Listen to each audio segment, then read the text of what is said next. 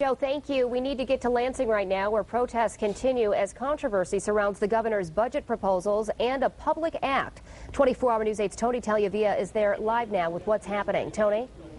Good afternoon, Emily. We've seen hundreds of Michigan police officers and firefighters come to the Capitol along with their supporters. This protest is not about the budget. Yesterday, we saw protests on a lot of issues, Tea Party protests in favor of some of these cuts, people protesting against the education cuts. A lot of the protests today are centering around a bill in the legislature that would change the way contracts are settled between local governments and police and firefighters. Now, proponents of this say that this will put more control in the hands of local elected officials, take away power from unelected third parties as these contracts are negotiated.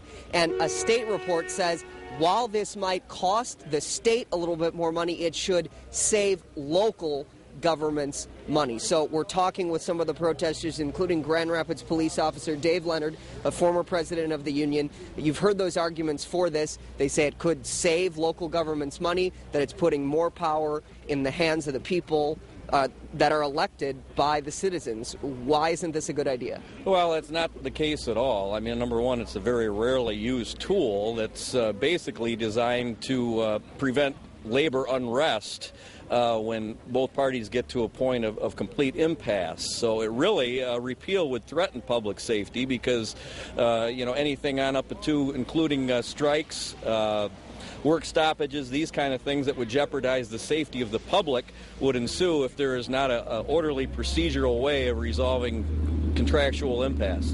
And talk about why so many people are out here today.